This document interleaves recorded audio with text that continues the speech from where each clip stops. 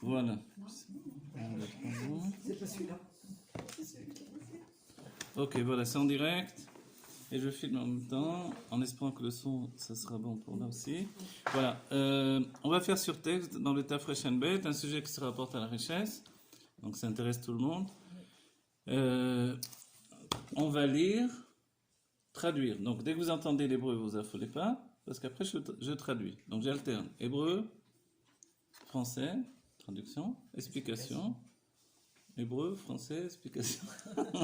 Voilà, je vous l'ai dit pour voilà, faire le switch dans votre état d'esprit, que quand vous ne comprenez pas, vous dites la compréhension vient ensuite. Les lunettes, j'ai pas de lunettes, je les ai cassées, je me suis battu. Alors, Ve'ainyan ou, page Shin tête du Tafreshan Bet, c'est le Perek Kuf Nun Zain, le chapitre Kuf Nun Zain, Ve'ainyan ou, et le sujet est Ktiv. Dai Marsoro, il est écrit Dai Marsoro. Alors, qu'est-ce que ça veut dire Dai Marsoro? On parle de quelqu'un à qui il faudrait réhabiliter. J'explique comme ça, parce qu'on parle en fait à la base de Zdaka, mais quand on parle de Zdaka, il faut donner la Zdaka chacun selon son niveau. On ne peut pas donner la Zdaka à un riche, celui qui était riche, et qui maintenant a perdu son argent. Ça arrive dans le monde de la finance. Hein. J'ai connu beaucoup de millionnaires, milliardaires. Ils avaient tous passé par cette période-là où, d'un coup, ils n'avaient plus rien. Un mauvais investissement, ils n'avaient plus rien. Mais, comme la richesse, elle est en eux, ils repartaient à zéro. Et c'est incroyable. Et tous, la plupart, ils ont eu ce système-là. Donc, on voit un riche et tout à coup, le lendemain, il n'a plus rien. Ça fait drôle.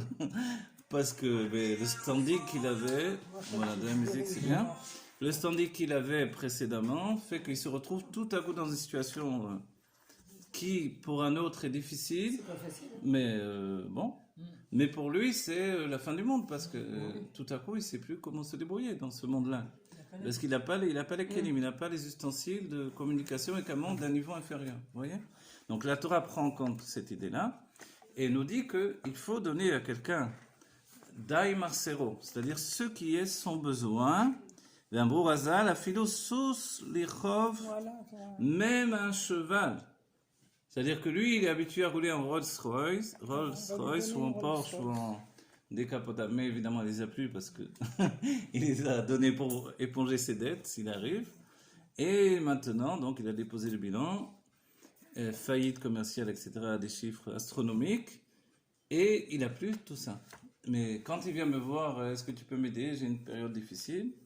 Là, je suis très embêté parce que, moi, évidemment, je suis un milliardaire, alors je suis très embêté parce que je sais que je ne vais pas pouvoir l'aider comme si c'est quelqu'un qui vient me voir et puis je lui ai donné un billet de 100 shekels. J'ai fait une immense mitzvah, mais là, non, rien du tout. C'est la tzaka chez lui, c'est 10 000 shekels pour quelques jours, quoi. Donc, il faut que je lui trouve maintenant, je lui prête une de mes Porsche. Voilà. Ou ma Ferrari, ou etc. Si je ne veux pas des Allemandes, je prends une Italienne, une Ferrari, voilà, et je lui prête. Et je lui prête ou je lui donne? Hein? Je lui prête ou je lui donne? Alors, lui donner c'est une chose, lui prêter c'est une autre. En principe, ce genre de voiture, vous les donnez pas, vous voyez? Celui qui va donner une Ferrari, c'est un millionnaire, un milliardaire aussi. Ah oui, oui. Il lui dit, bon, je te la prête et tu me la rendras quand tu auras repris ton standing. Parce qu'il sait bien que cet homme-là, il va se reprendre. Parce que c'est dans son être, vous voyez? Trump et ces gens comme ça, avant d'être président, c'est un homme d'affaires, il a eu des chutes terribles et puis il est remonté, et à chaque fois c'était des milliards de dollars. Vous voyez? Ok.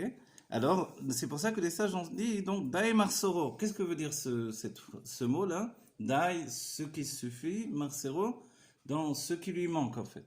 C'est-à-dire, ce qu'il a besoin, lui en particulier. Vous voyez?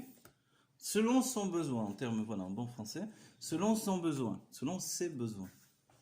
Donc, quels sont ses besoins? Les sages nous disent, Aphilosus, lichov, vevel, la route. De quoi on parle? Même un cheval. Oui, non, il explique. Là. Oui, voilà, même un cheval, n'oubliez pas. Hébreu, traduction, explication. Voilà, même un cheval.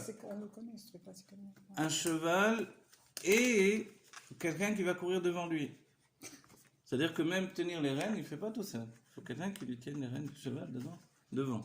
Comme on avait vu Mordechai avec avec Aman. Quand Aman est venu devant le roi, et le roi lui a dit qu'est-ce qu'il faut faire pour quelqu'un que je veux les chabed auto, lui donner du kavod, comment dire, des honneurs, voilà, l'honorer. Il a dit alors tu lui permettras de monter sur ton cheval avec un serviteur devant qui dit voici ce que fait le roi pour les chabed, etc. Pour honorer. Et c'est exactement la situation dont on parle ici. Parce qu'a priori, un riche, c'est comme ça. Un, on l'annonce, et deux, on le voit. Donc, s'il arrive en 2 chevaux alors qu'il est habitué à rouler en Ferrari, c'est arrivé là. Oui. Donc, ça cloche. Et lui, il va avoir très très honte. Pas honte, il se sent un mendiant. Un mendiant, vous lui donnez 2 chevaux, il va être comme un roi. Mais lui, qui était comme un roi, vous lui donnez 2 chevaux, vous l'avez mis dans une tombe dans la terre. Alors, vous voyez? Donc, c'est de ça, les sages prennent en compte l'idée que bon, le mode de vie, le mode de vie et le niveau de richesse et de moyens n'est pas le même pour chacun. Donc souvent on se demande, quelqu'un qui a de l'argent, est-ce qu'il doit rester très très tsanoua, comme on dit, très humble, ou est-ce que non, il doit vivre à son niveau? En fait, on comprend qu'il doit vivre à son niveau selon les sages. Mais ça n'empêche pas de donner beaucoup de tzedaka, etc. Mais si Dieu lui donne un niveau de vie, il doit vivre à son niveau. Oui, à moins que ce soit vraiment un homme qui veut que donner sa vie à l'étude, et dans ce cas-là, alors il aura la tête dans les livres du matin au soir. Mais si c'est un homme d'affaires, il doit vivre à son niveau. Vous voyez?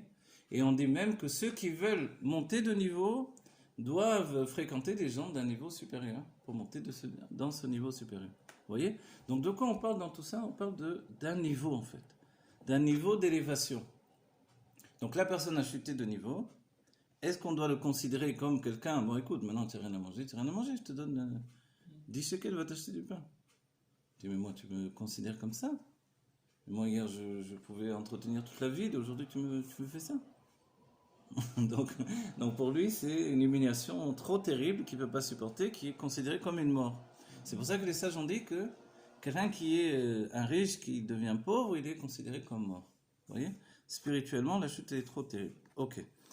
Donc on a vu que les moyens de chacun et le minimum syndical de chacun n'est pas le même. Et on peut souligner déjà, c'est peut-être la raison pour laquelle on étudie ça aujourd'hui, c'est que selon le mode de vie actuel et moderne, chacun d'entre nous, on a besoin de beaucoup d'argent. La vie moderne coûte beaucoup d'argent. D'accord? Donc chacun, Dieu doit nous accorder à chacun de devenir millionnaire, milliardaire, etc. Et à nous de savoir utiliser cet argent pour le bien. Pour faire du bien et pour engager des investissements dans le côté du bien. Ça, c'est le plus important. Chez Zéo, Ribouille à Hashpa. Comment on appelle ça dans les termes de la Torah? Ribouille à Hashpa. Quand il y a beaucoup un standing élevé, un niveau de vie extraordinaire, on appelle ça Ribouille à Hashpa. Qu'est-ce que ça veut dire? Ribouille, c'est beaucoup. Hashpa, c'est l'influence. C'est-à-dire que Dieu a distribué une grande influence à cette personne-là. Vous connaissez le sujet, le Rabbi le rapporte dans une sikha, le fait que Rabbi Yehuda Anassi se levait devant les riches. Et on disait pourquoi il donne du kavod aux riches, pourquoi il leur fait des honneurs, parce qu'ils sont riches, peut-être qu'ils veulent l'argent. Non, Rabbi Yehuda Anassi n'avait pas besoin d'argent, il était lui dans un niveau, il était exactement comme un roi, tellement il était riche. On dit qu'on n'avait rarement vu autant de qualités réunies chez un homme, y compris la richesse. Donc alors pourquoi ils faisaient du kavod? Parce qu'ils étaient entre riches, ils se font du kavod? Non, le Rabbi nous dit parce que le fait qu'une personne se soit vue accorder une grande richesse par Dieu, c'est un signe que Dieu a confiance en lui. Pour lui confier son argent, ses bienfaits terrestres. Pourquoi? Parce qu'il sait que la personne va les distribuer. C'est-à-dire qu'en principe, quand on voit une personne qui est très riche, etc., on peut l'envier bêtement, méchamment, mais bon, on reste toujours bête et méchant nous-mêmes, ou alors, au contraire, être content pour lui et se dire que non, cette personne-là, elle a un mérite. Elle a un mérite parce que si elle a eu tant de bienfaits accordés par Dieu, c'est qu'il y a quelque chose. Dieu a une grande confiance dans cette personne. En hébreu, c'est Hashem Yeshlo Emun Ba'en. Voilà, Ba'em. Ba'en en araméen et Ba'em en hébreu. D'accord? Dieu a de la foi dans ces personnes-là. Il sait qu'ils vont redistribuer leur richesse. Et en principe, c'est comme ça. On peut citer des exemples si vous voulez, si vous voulez on en citera. Deinian aosher, alors on va y arriver. Aval iyata mechuyav leoshro. Ah voilà, pour une personne à qui on doit donner tout le standing, etc. Donc on a dit même un cheval avec quelqu'un qui marche devant, etc. Donc aujourd'hui, c'est vrai que si on parle de lui donner, on a dit tout à l'heure, une Ferrari ou une voiture de collection, etc., ça coûte plus cher qu'un cheval quand même. Et bien que le cheval, ce soit un grand entretien, etc., mais on comprend que c'est déjà un niveau, etc. Alors, et là, il nous dit, aval iyata mechuyav leoshro. Mais tu n'es pas obligé de le rendre riche. C'est-à-dire, lui donner un standing au quotidien égal à ce qu'il avait précédemment, parce qu'on a compris qu'il est humilié profondément de cette nouvelle situation, mais le rendre riche, c'est-à-dire de prendre toute ma richesse et de lui donner, ou une grande partie de ma richesse pour lui donner, non, les sages ont dit non, tu n'as pas demandé ça. Mais si tu as la possibilité de, quand il vient te voir, effectivement de le considérer comme quelqu'un d'important et de lui donner de l'importance, fais-le.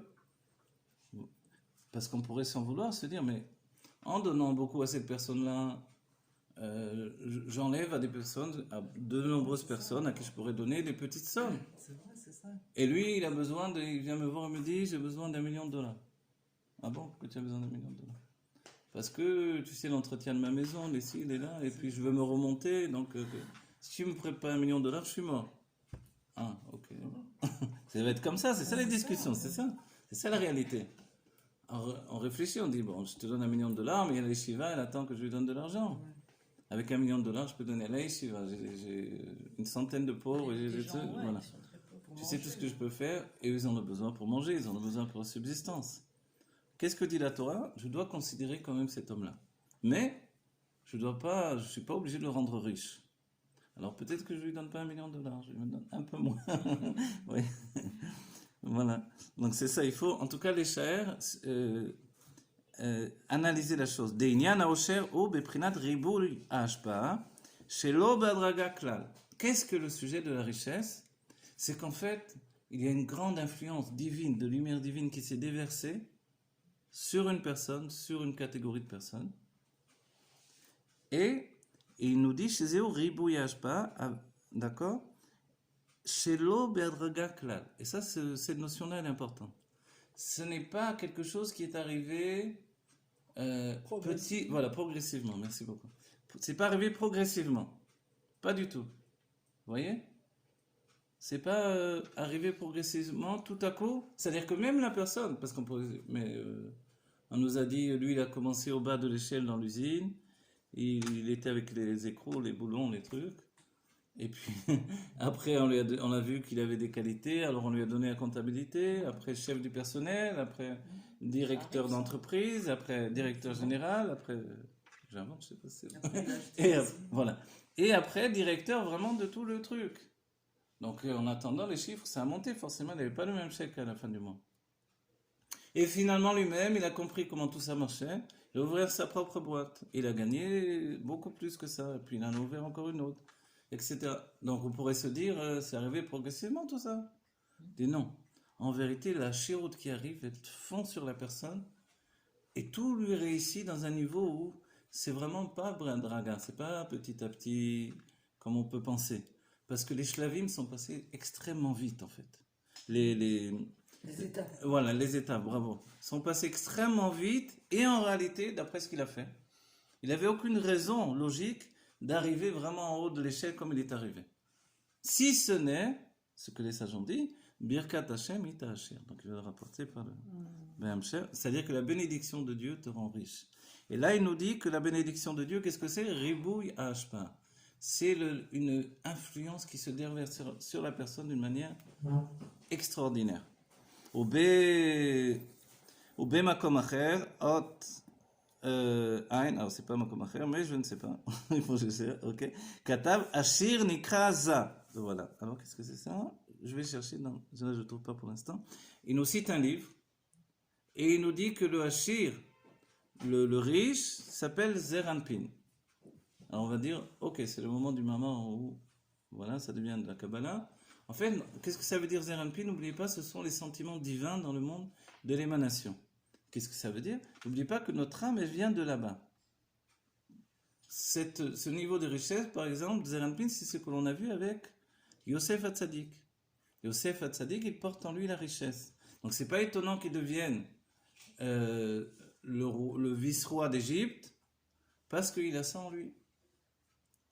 Même si on le met dans la prison, il devient le maître de la prison. On le met dans la maison de Potiphar, on l'a vendu comme un esclave, et pourtant il devient le maître de tous. Vous voyez? C'est bien que même le maître de maison lui dit, tiens, je te donne les clés de la maison, c'est toi qui gères toute la maison. La prison, la même chose, il rentre comme un prisonnier, a priori c'est un prisonnier, et il se retrouve avec les clés de prison. Donc sa liberté, elle est toujours illusoire. Mais son enfermement est illusoire également. Vous voyez? Alors il n'est pas vraiment libre parce qu'il est en prison, mais il n'est pas vraiment enfermé. Donc en fait, c'est cette situation-là. C'est-à-dire la liberté illusoire qu'il a, c'est que le monde, c'est un enfermement, mais l'emprisonnement illusoire, c'est que lui, il n'est jamais enfermé. Vous voyez? Il y a les deux situations.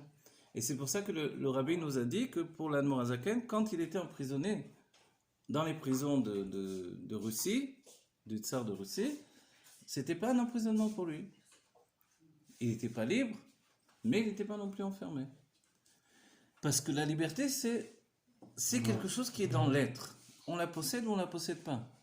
Vous voyez? C'est-à-dire que quelqu'un peut être libre, mais en fait, il a tellement le joug, la pression du quotidien, la pression de la vie, qu'il est enfermé.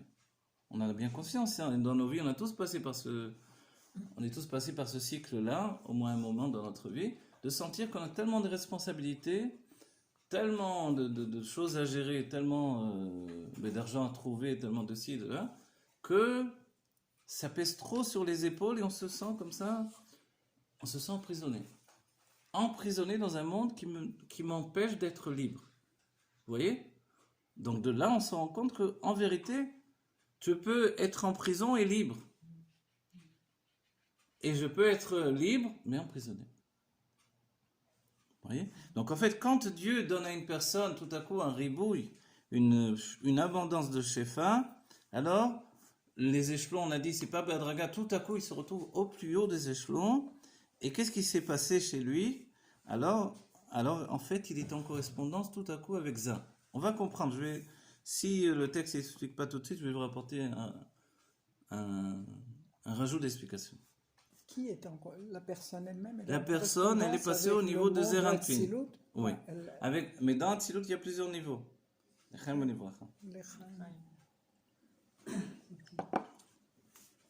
Voilà. Zeranpin chez Eshlo, Kesef Rav, Me'achassadim. C'est extraordinaire. Zeranpin est très riche. D'autres qui n'ont rien compris. Alors, vous voyez, comme Zeranpin est très riche, forcément, il nous donne de l'argent. Ah, elle est belle la Torah. Non, qu'est-ce que ça veut dire? Zeranpin, c'est la midot. Voilà.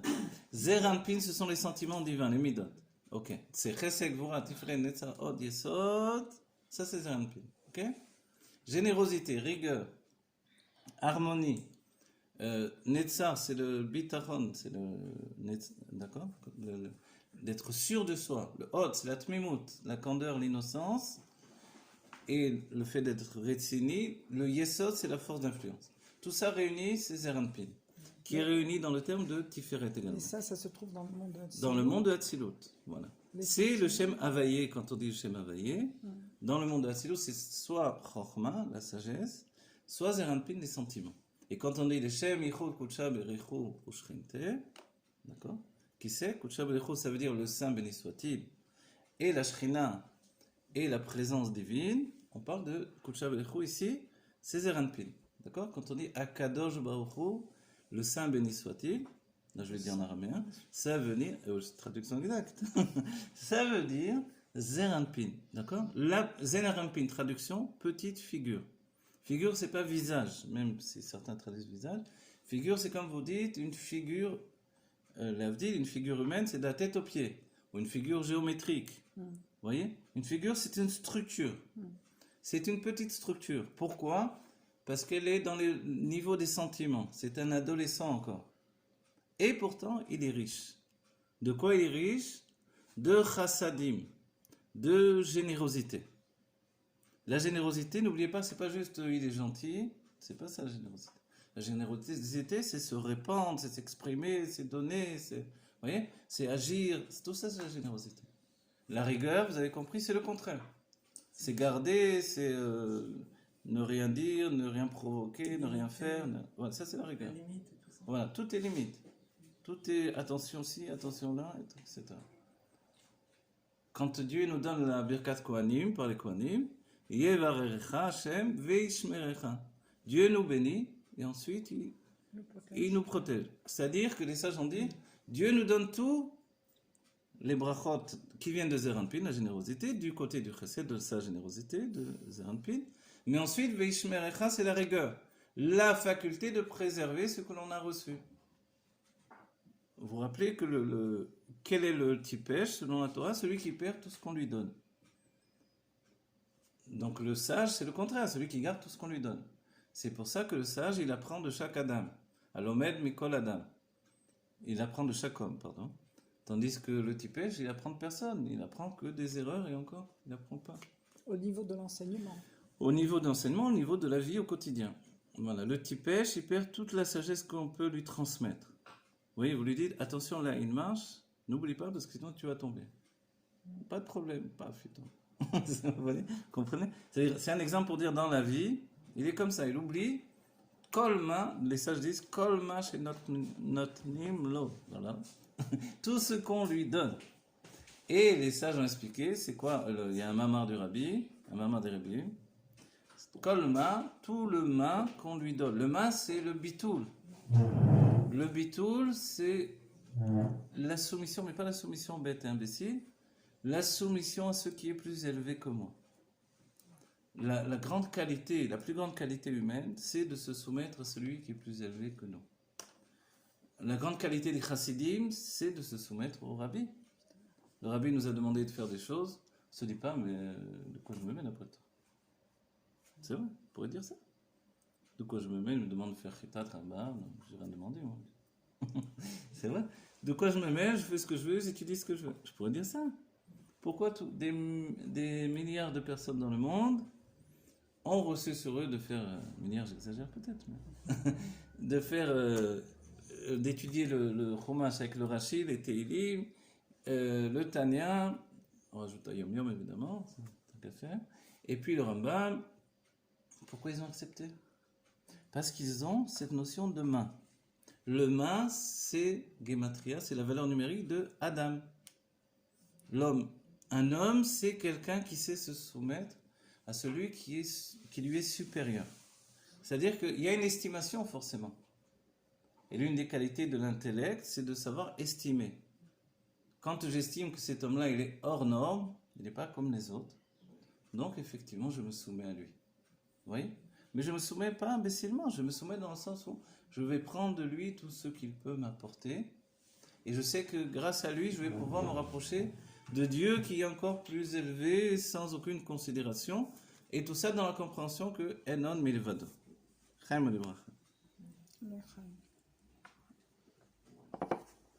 Ok?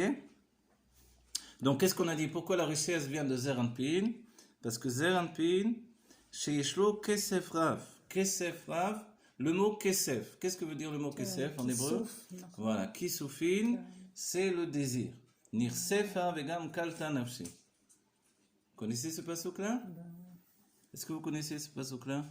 Nirsefa, le mot kala, il vient de là d'ailleurs. Klot anefesh. Nirsefa, c'est-à-dire que le mot kesef, c'est l'origine, vient de l'étymologie de désir. Nirsefa vegam kalta nafshi, mon âme a un désir de Dieu, tellement qu'elle s'englobe dans Dieu. Klot anefesh. Et le mot kala, il vient du mot de klot en fait, les klot, de s'englober dans Dieu. Vous voyez? Donc le kisufin, en hébreu, on dit que le Yehudi aime le kesef, c'est ça, c'est ce kesef-là, le secret. C'est comme le juif aime Dieu, forcément il aime l'argent. Parce que l'argent donne une proximité avec Dieu. La preuve en est que quand on est riche, on a une influence de Zeranpin. C'est vrai qu'on peut dire, mais il y a des riches qui sont complètement bêtes, enfermés, bornés, etc. Tout ce qu'on veut. Et réfractaires à la Torah, réfractaires au spirituel. C'est vrai. Mais comme on a dit Est-ce précédemment, qu'ils quand gardent même, ils ont quelque chose qui fait que Dieu a confiance en eux et leur a confié leur argent. Et on entend, par exemple, je sais pas, des acteurs, même si on voit pas leurs films, Barbara Streisand, elle a donné au Téléthon,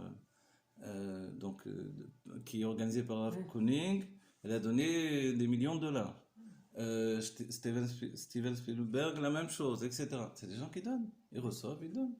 C'est vrai que vous allez me dire, comme ça, ils sont déduits des impôts qu'ils donnent. Ok, mais il faut le donner quand même. Donc ça, c'est important. Ça se peut pas quelqu'un qui reçoit et qui donne pas. Si. Quelqu'un qui reçoit Mais et qui alors, ne Dieu, donne il a pas, confiance, mais c'est bon. voilà, en fait, Non. si c'est ça que Dieu préserve, ça s'inclut dans ce que les sages ont dit. Les sages ont dit, si tu vois quelqu'un qui a tout dans ce monde et qui te semble vraiment le plus méprisable des êtres, etc., tu te dis, quelle injustice! Quelle injustice! C'est vrai. Alors, lui, il a tout, voilà.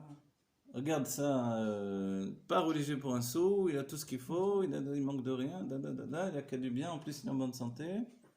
Les sages ont dit non, surtout ne l'envie pas, parce que Dieu est en train de tout lui donner dans ce monde-ci, pour qu'il ne reçoive rien du tout dans le monde futur. Ça, c'est le calcul qu'on ferait dans un état d'esprit d'exil. Donc ça pourrait exister cette situation-là. Mais en vérité, selon le Baal Shem Tov, on sait que chacun a des qualités secrètes qu'on ne sait pas. Donc si une personne comme ça, on a l'impression qu'il fait du bien à personne, etc., c'est impossible pratiquement.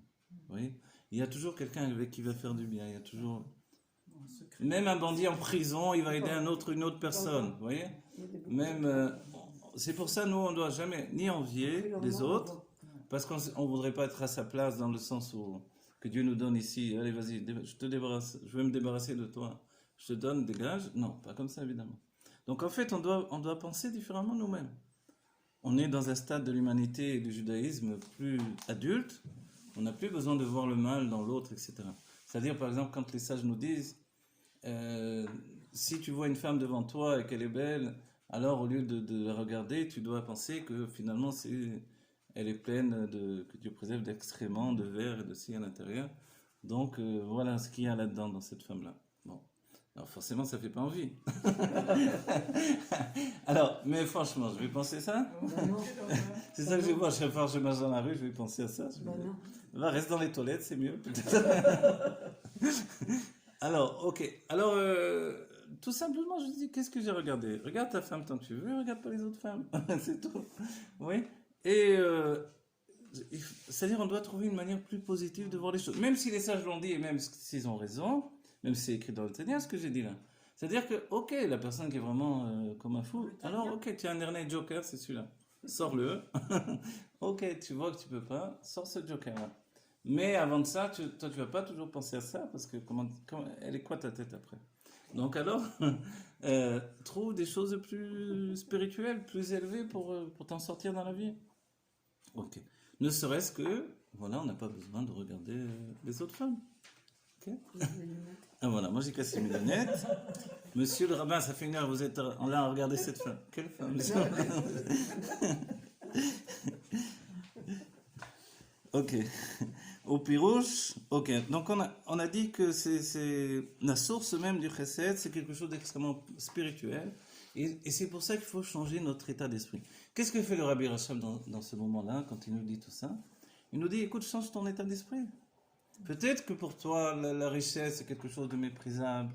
Là, c'est la psychologie. Là, c'est quelque chose de méprisable. C'est quelque chose où tu as des blocages parce que si, parce que ça.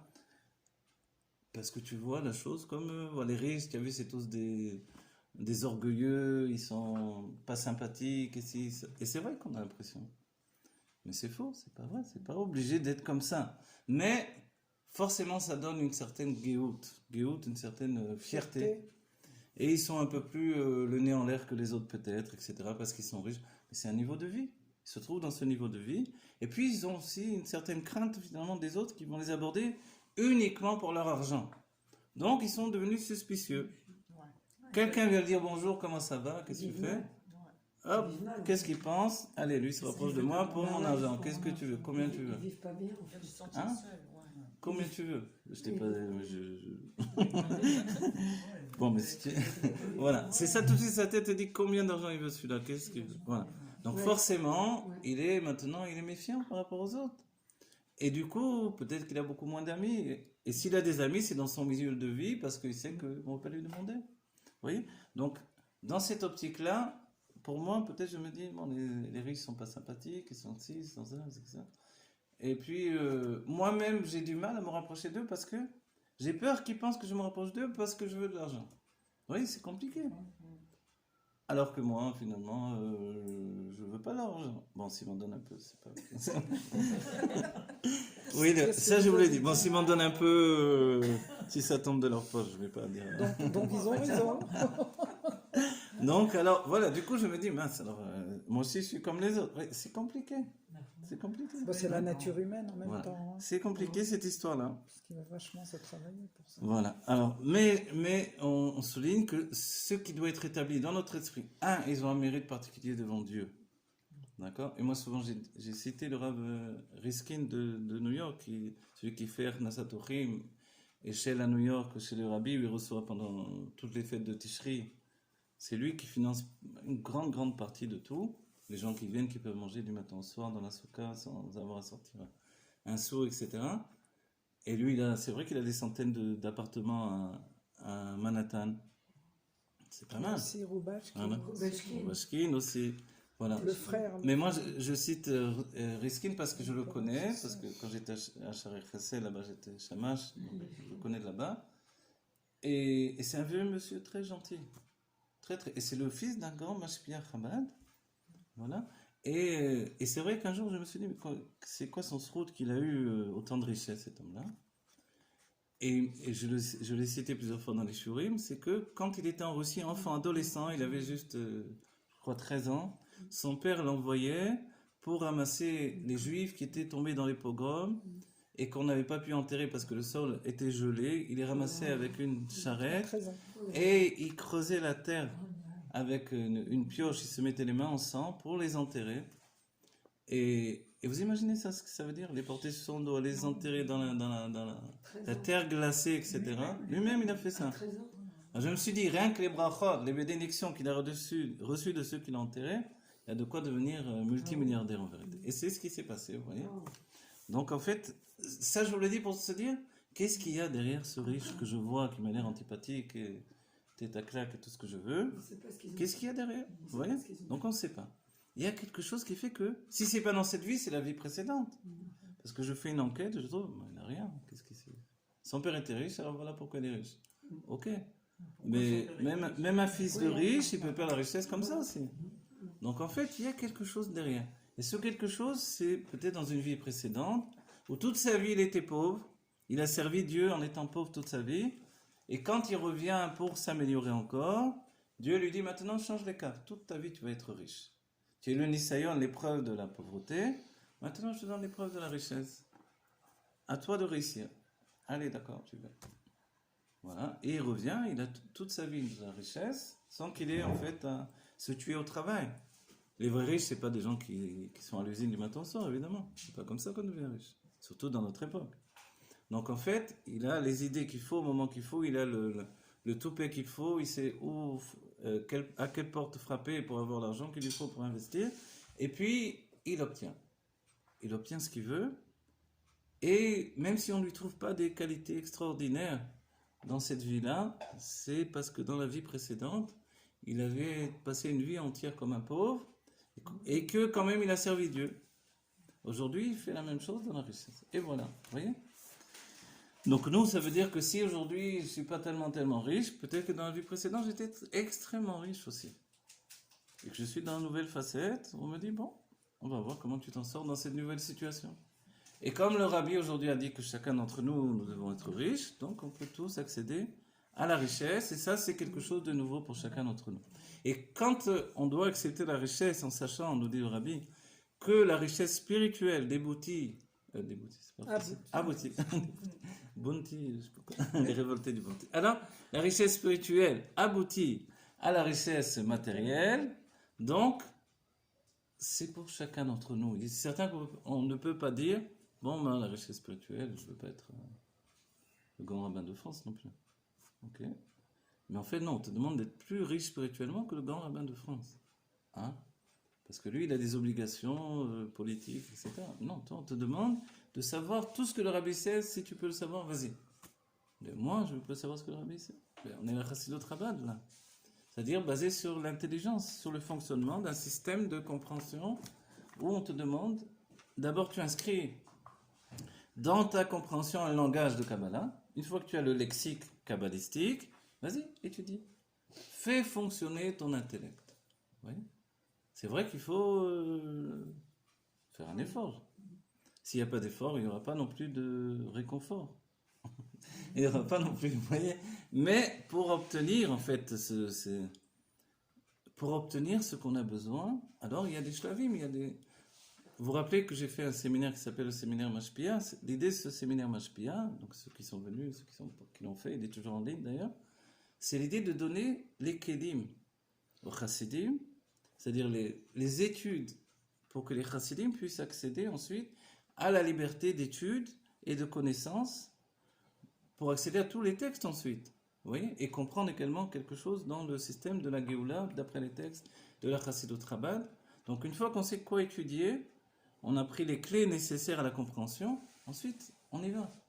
Et quand on y va, il faut faire le travail nécessaire d'investissement, et surtout, dit l'Admorazaken, l'Aïd Bonenout. Celui qui ne travaille pas l'Aïd Bonenout, il ne pourra pas obtenir. De la même manière, dans la richesse matérielle, il faut chercher comment devenir riche. Et le Rabbi l'a souligné, malgré que on sait bien que la richesse c'est l'investissement des mains et non pas de notre intellect, mais il y a un minimum de réflexion pour trouver comment devenir riche. Vous voyez ? Voilà. Alors chacun, on souligne un troisième point, et ça c'est dans tous les livres de coach, et tous les livres de ceux qui veulent devenir riches, père riche, père pauvre et compagnie, tous ces livres-là. J'en ai étudié quelques-uns. Dans ces livres-là, il est dit que on doit utiliser ses propres qualités. Je ne peux pas devenir riche avec les qualités d'un autre. Comprenez ?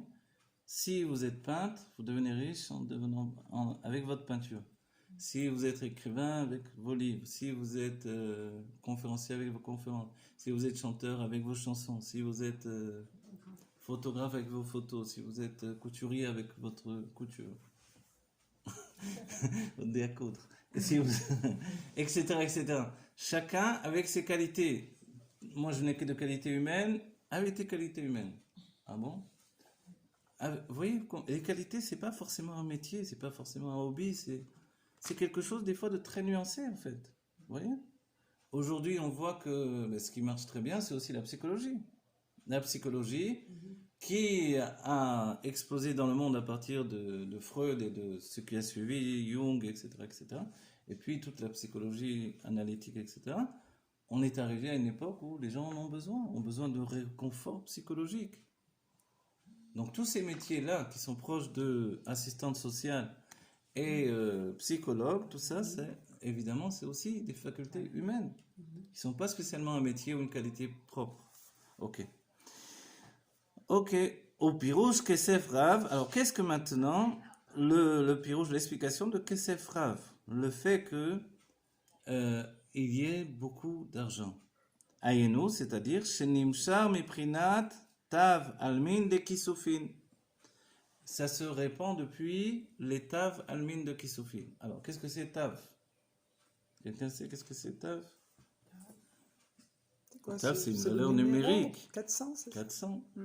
400, ça nous dit quelque chose quand même. On a entendu plein de 400. Les 400 Chayalim, mais les 400 voilà, les 400 coups. Du Kéver, de la Kiryat Arba, les 400 coups. Qui sont devenus les 400 Chayalim de... C'est-à-dire que le chiffre 400, il a une puissance particulière, ok? Tous les chiffres de la Torah, il ne faut pas les prendre non plus. On dit Arbaim Shana ou Arba Meot Shana, Ben Olam Lolam, entre un monde et un autre.